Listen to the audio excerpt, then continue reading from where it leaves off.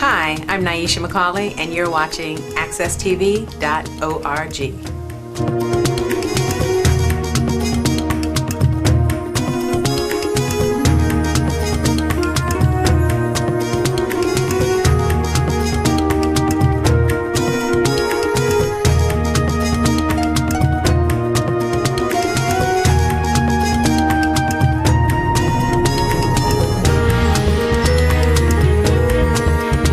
Good morning, and welcome back to Miss Cleo's Storytelling Corner.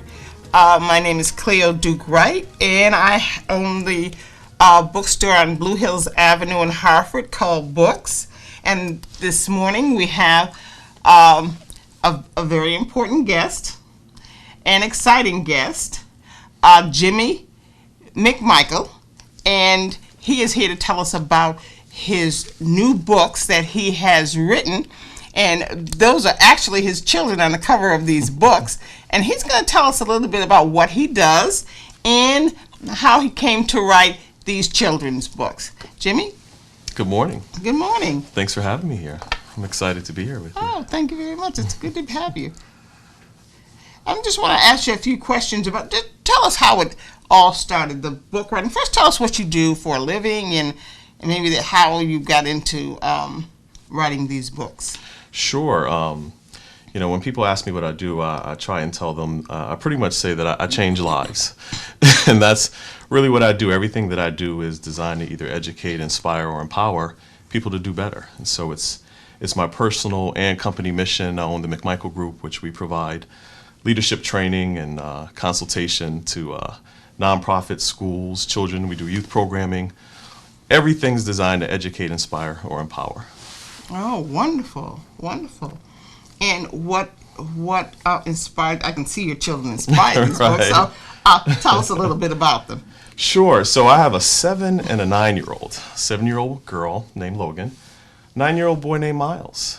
And the books really came out of inspiration from them, just being a parent and understanding that there's a responsibility to read and to teach our children important things that we have to do as parents, the awesome responsibility of parenting. And so with the children, we started, my wife and I are both avid readers, and so we started reading to them kind of right out of the womb, both of them. And I was the father that spent so much time in bookstores looking for books that would tickle their fancy, and was always looking for certain content in books. I think we have to be careful about what we expose our children to and the things that we instill in them. So I would always look for books that had certain positive messages, and most books in the bookstore are really kind of fun and fluff stuff.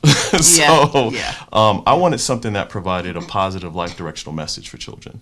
And having difficulty finding the specific content that I was looking for, I decided to write books. And I said, you know what? I'll write each one of them a book. And so I wrote Hey Big Boy first, which was a positive life directional message to boys. And I felt that I would characterize my son to make it very interesting for him. So his image is captured in and throughout the book.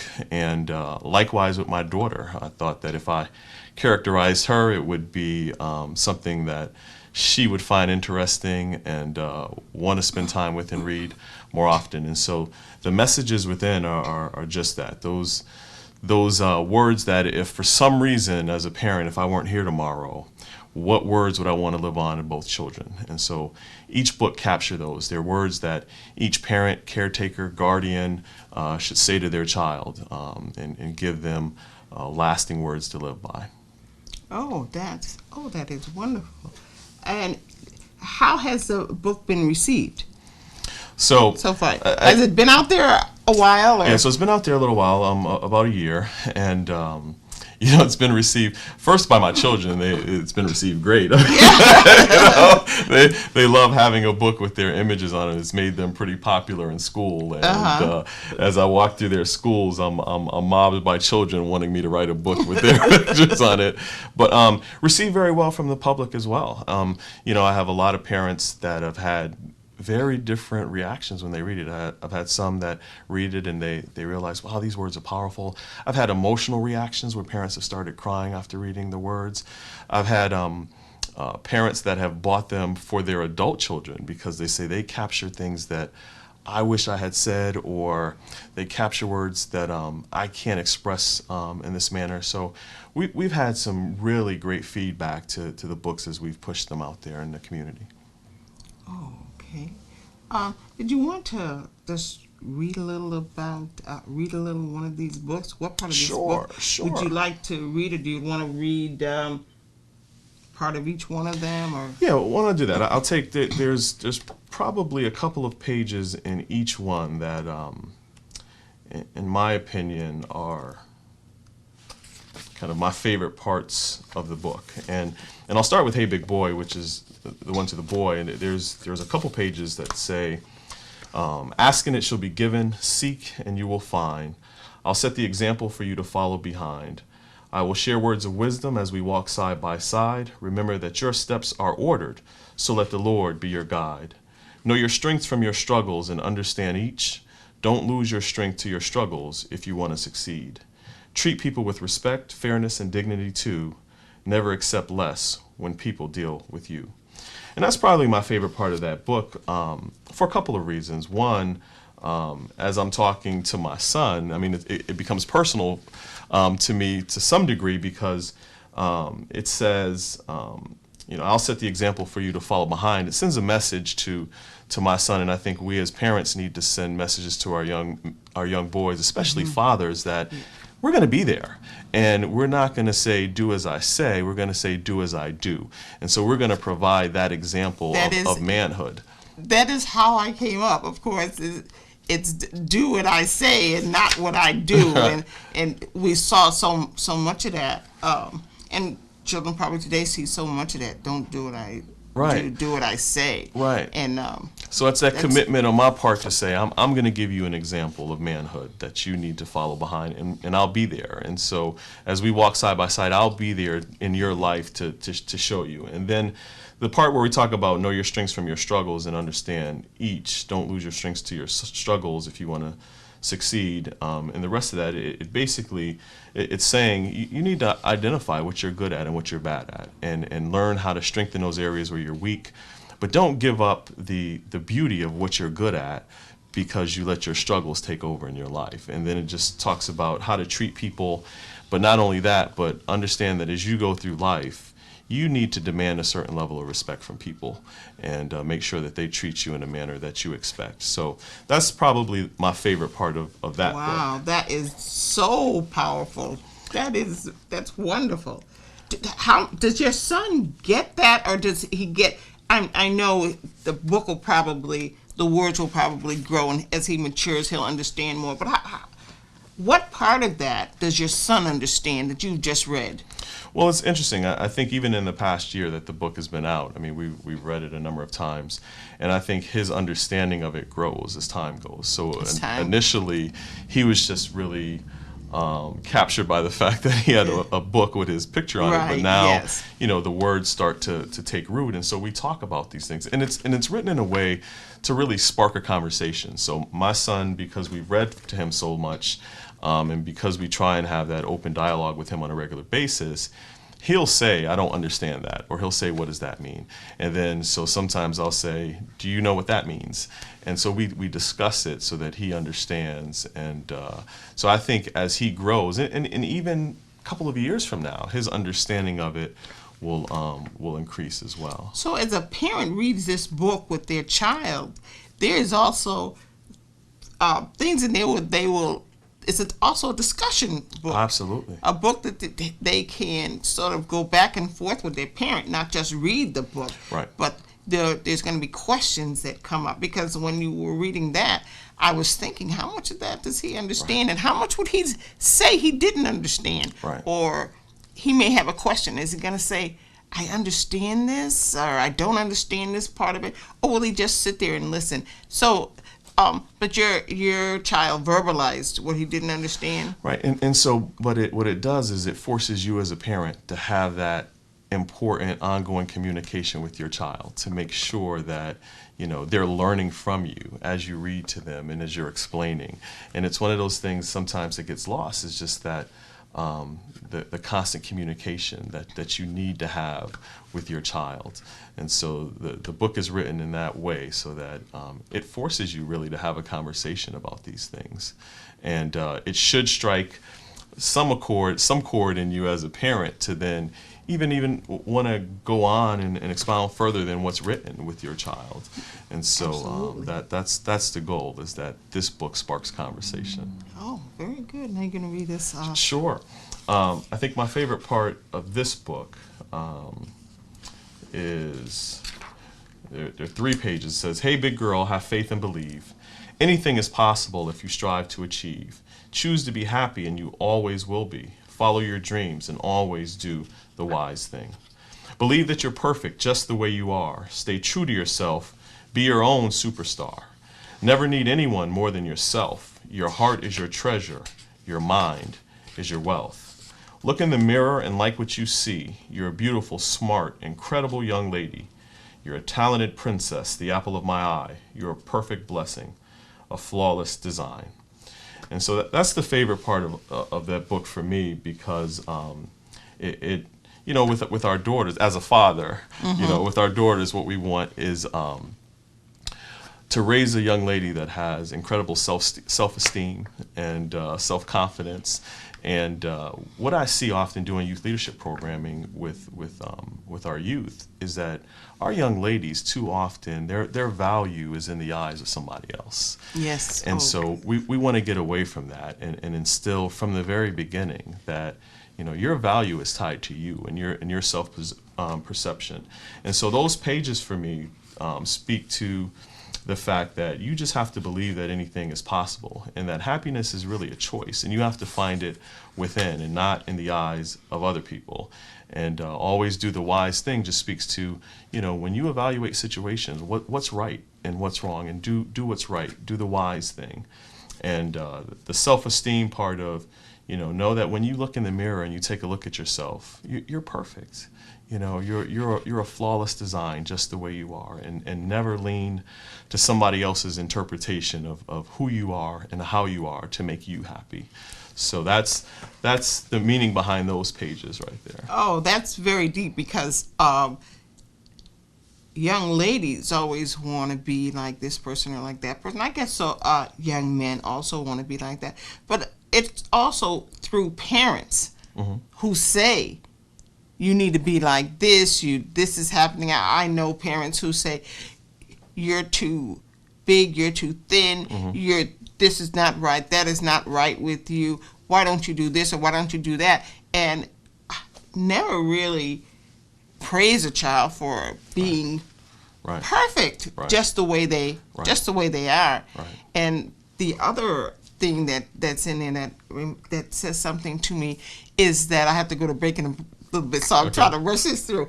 Is that we talk to our children, but we never tell them things that happiness is a choice. I told that to my son just a short time ago. And a lot of us don't understand that concept, that that's a choice. Just like it's a choice if I want to stay married, if I want to get unmarried, if I want to, all of these things are choices. And I don't think we think of them as choices. Even as adults, we think that they just sort of come on us. And happiness hasn't come to me yet, or when am I going to be happy, when it's your decision to be happy.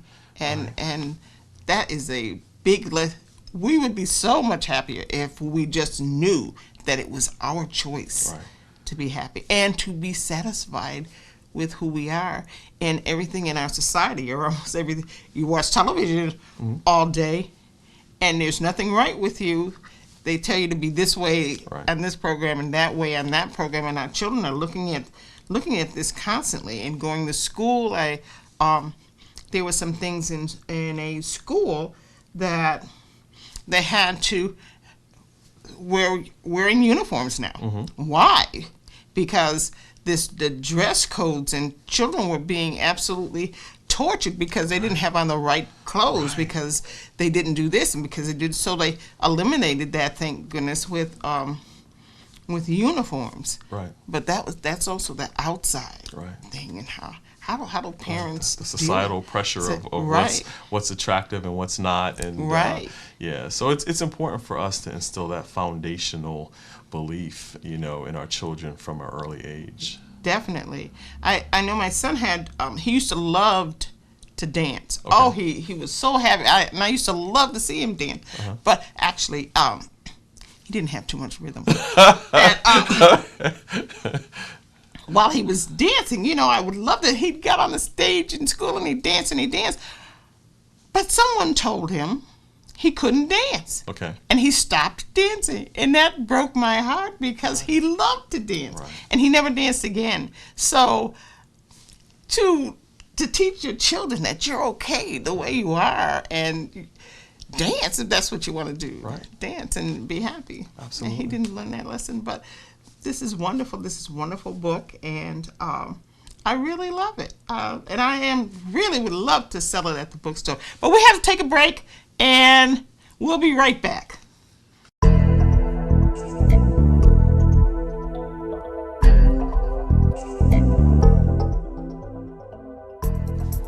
Hi, and welcome to AccessTV.org. I'm your host from Shaping the Next Generation, Naima Jackson. Welcome to AccessTV.org. We're your hosts, Naima Jackson. And I'm Elijah Williams. Thank you for tuning in to Shaping the Next Generation. Today's special guest is Ms. Vicki Gallon Clark. Ms. Vicki will stop by on the show to talk about her role in the Blue Hills Civic. Now, if you haven't heard about Blue Hills Civic Association, you should definitely look into it. It's located on Asylum. Now, if you don't know anything about Blue Hills, you should know that Blue Hills Civic Association, they will definitely help you get a step forward in your future. They'll help you figure out what you want to be in the future, because they definitely helped me. I figured out what I want my career to be, I figured out what college I want to go to, and I figured out what I want to major in. Blue Hills helped me because they helped me learn how to write a resume, a cover letter. They prepared me for an interview to get a job. Blue Hills Civic Association is definitely the perfect program for our youth today. Now, thank you for joining us on AccessTV.org. I like AccessTV.org because they offer us highlights on our local community that you don't get from Channel 3 or Fox News. They also gave us highlights from sports like track and field. So thank you so much for joining us. And all the youth out there, you should definitely join us at Access TV and definitely check out Blue Hills Civic Association, because it will help you, it will motivate you to get out there, look into our programs, and it will help you shape your future.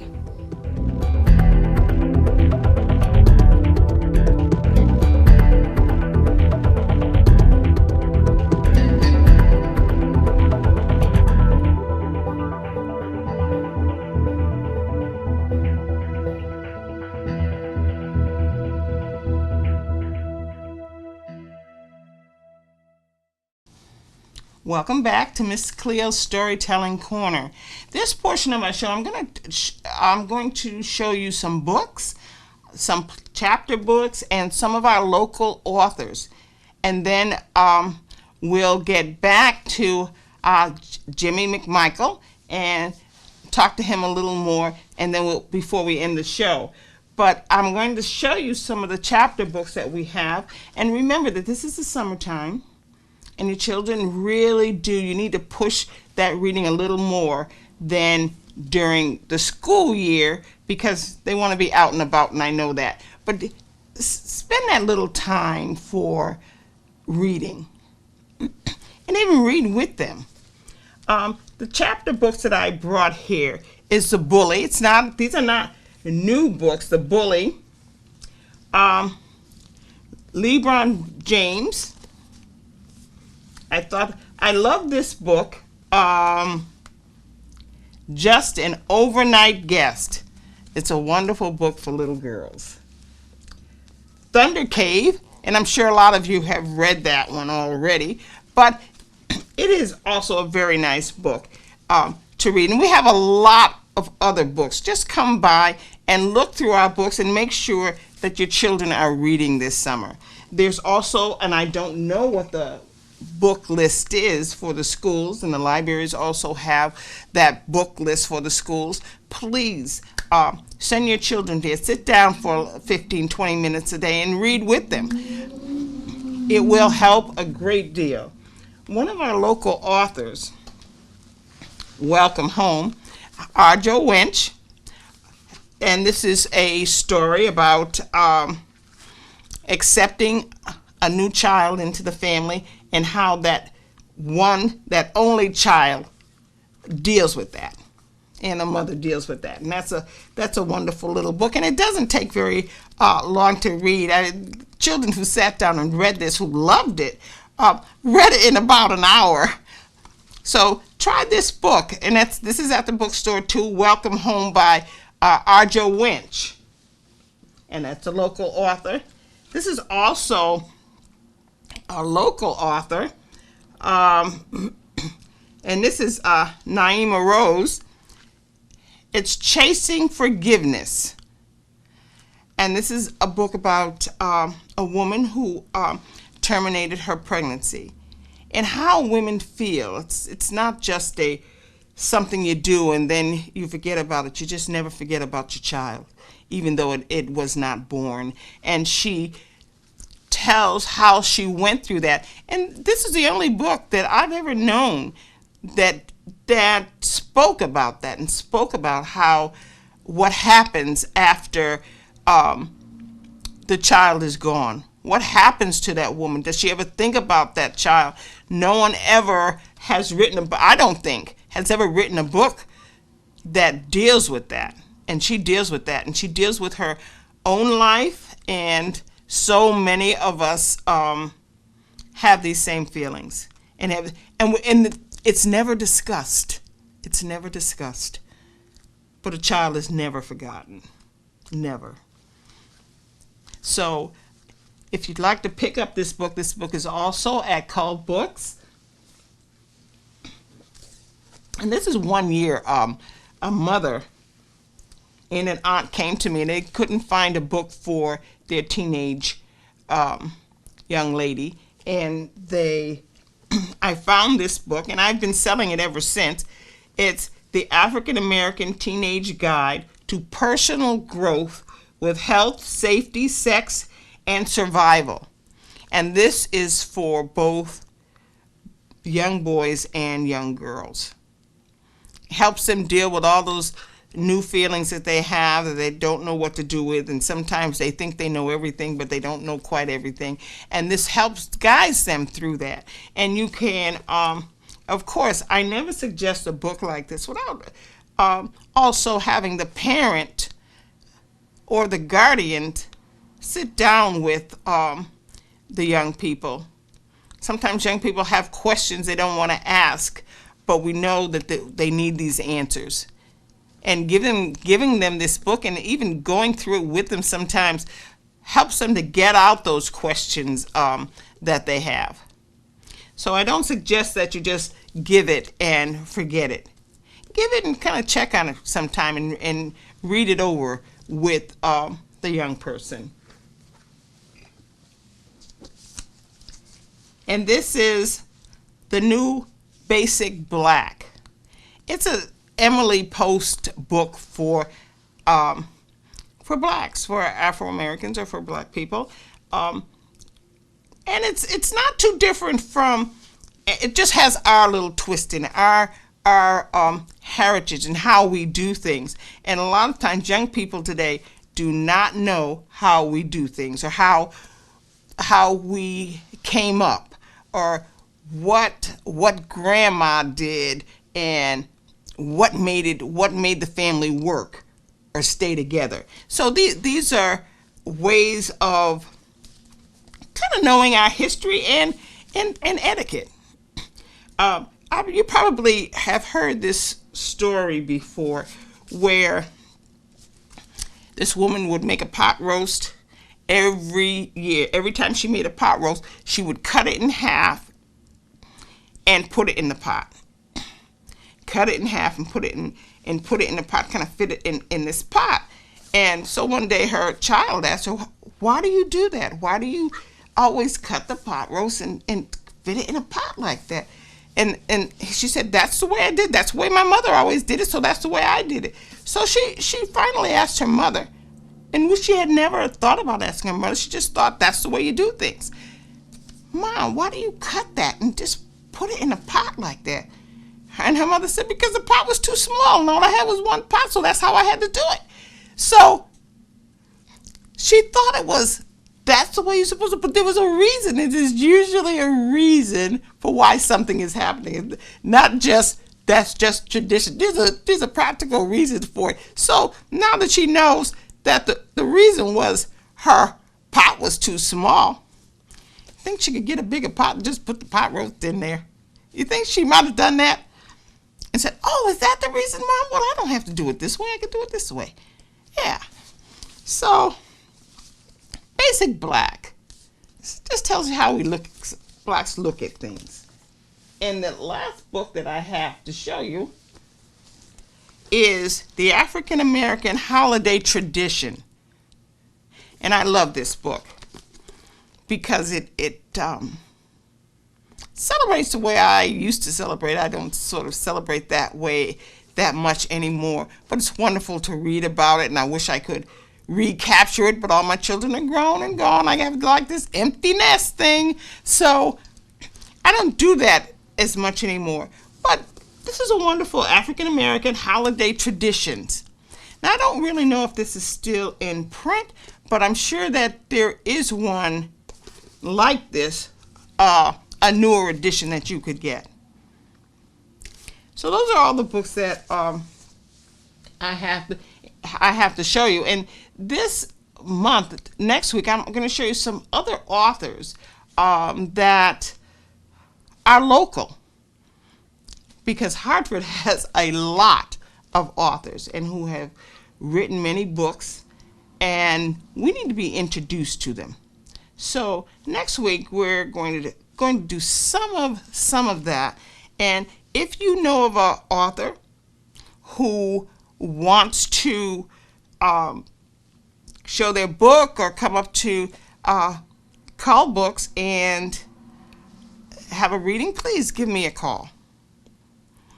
And we also are going to start introducing poetry. Poetry was a very hard thing for me to get into, especially in storytelling. I never understood what those poets were talking about. And I'd read a poem and it just went off. I said, why do people even read these poems?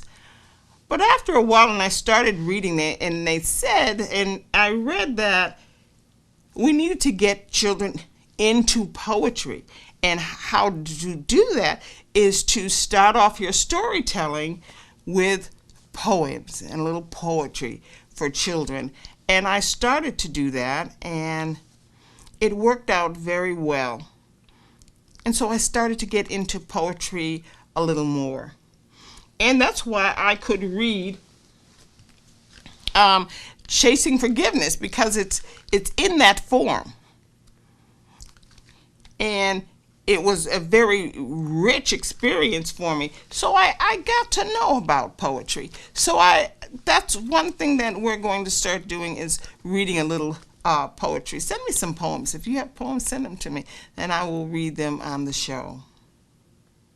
Well, it's time for us to leave you until next week. So I'm going to say, read a little and write a little, and be good to each other. And I will see you next week. And don't you forget, 15, 20 minutes a day. Set them down. Make them read. It's for our benefit and our future. See you next week.